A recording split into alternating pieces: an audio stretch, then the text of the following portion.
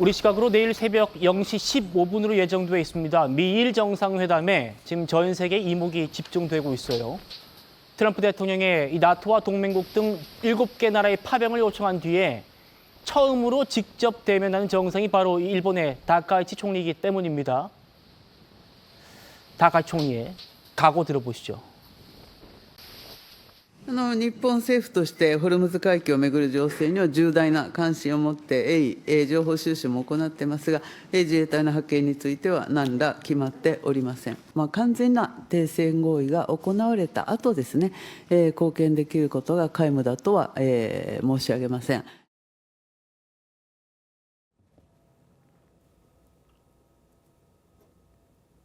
자, 워싱턴으로 떠난 이 다카이치 총리,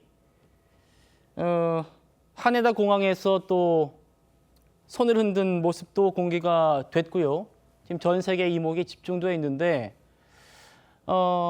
참 다카이치 총리도 속마음이 복잡할 겁니다. 제가 보니까 뭐 할 수 없는 건 할 수 없다라고 분명히 말하겠다 이렇게 또 국내 얘기를 하고 갔던데, 과연 정말 트럼프 면전에서 자위대 파견 노 이렇게 얘기할 수 있을까요? 어떻게 보십니까? 노라고는 안 할 겁니다. 아마도 약간 목적을 흐리면서 일본이 방금 전에 보도에서 좋은 표현이 나왔는데요.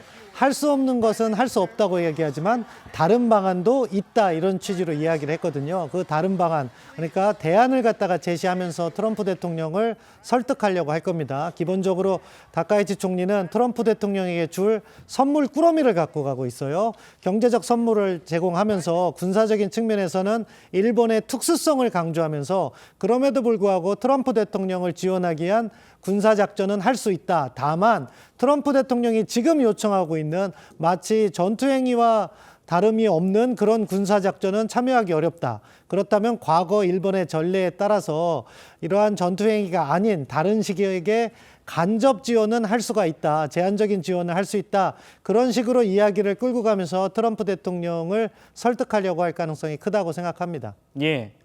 어제까지만 해도 분명히 트럼프 대통령이 뭐라고 했냐. 한국도 필요 없고 일본도 필요 없고 호주도 필요 없다.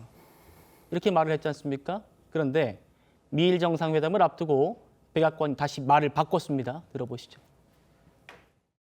The President is going to continue to talk to our allies both in Europe and also in the Gulf and Arab region. Of course, the President again continues to call on our allies to step up and do more. 보셨죠? 동맹국들이요. 더 적극적으로 나서가지고 많은 역할을 해달라. 어제는 필요 없다더니. 미국 측 얘기 보시죠. 안타깝게도 일본과 한국이 노라고 말할 수 있는 위치에 있다고 보진 않는다. 일정한 형태의 기여는 분명히 제공해야 할 걸로 본다. 미국 전문가의 얘기입니다. 우리 신범철 위원님께서 일전부터 쭉 짚어주셨던 게 뭐 직접 파병은 안 되더라도 우회적인 지원 정도는 해야 할 거다 이런 말씀 주셨잖아요. 뭐 그런 얘기로 보면 될까요? 예, 그렇죠. 잭 쿠퍼는 미국 기업연구소에 있는 연구위원이고요. 상당히 보수적인 인사입니다. 그렇기 때문에 트럼프 대통령을 지지하는 입장일 것이고 그런 맥락에서 한국이나 일본이 기여를 할 것이다. 그런 취지로 이야기를 한 것 같습니다. 사실은 한국이나 일본 같은 입장에 있다고 생각합니다. 뭐 중동 전쟁, 이란 전쟁을 환영하는 입장은 아니지만 또 그렇다고 해서 우리의 동맹국인 미국이 전쟁을 수행하고 있는데 동맹국으로서 어떠한 기여도 할 수 없다 이렇게 딱 잘라서 노라고 이야기하면서 선을 긋기는 매우 어려운 상황이거든요. 예. 그러니까 각국의 상황에 맞는, 그러니까 대한민국과 일본의 상황이 다르지만 일본과 같은 경우에는 일본 헌법상의 제약, 그리고 그런 것을 갖다가 돌파하기 위한 유사법제, 집단적 자위권을 행사할 수 있는 그런 내용과 관련해서 일본의 입장을 전개하고, 그럼에도 불구하고 호르무즈 해협 인근에서 미국을 도울 수는 있을 것이다. 다만 전투행위에 참여하는 건 아니고 후방에서 지원한다거나 무력 충돌이 끝난 다음에 지원하는 일은 할 수 있다. 그런 취지로 설명하면서 설득을 할 거고요. 예. 우리가 트럼프 대통령을 잘 알아야 되는데 트럼프 대통령이 과연 동맹국들이 와서 미국과 함께 이란의 전쟁에 동참해 줄 것으로 생각하고 있을 것인가, 그 부분을 계속해서 확인해야 돼요. 예. 왜냐하면 그렇지 않으면서도 트럼프 대통령은 동맹국들로부터 더 많은 지원을 이끌어내기 위해서 상당히 자신이 원하는 것보다 더 큰 요구를 하고 있을 가능성이 있다. 그 점까지도 우리가 파악해가면서 미국과 보조를 맞추는 조금 지혜로운 접근을 해야 될 때다 이렇게 생각합니다. 그렇죠. 트럼프의 협상의 기술 아주 큰 걸 상대가 감당하지 못할 거를 요구해놓고 하나 둘씩 양보하는 척하면서 자기가 최대의 이익을 이끌어내는 방식. 그렇다는 것입니다. 자, 보시죠. 트럼프 대통령도 조금 전에 SNS에 직접 올렸답니다. 우리가 이란의 잔재를 제거하고 그 해협에 대한 책임을 이용하는 국가들에게 지게 한다면 어떤 일이 일어날지 궁금하다. 그러면 반응 없던 일부 동맹국들도 서둘러 움직이기 시작할 거다. 성춘 박사님,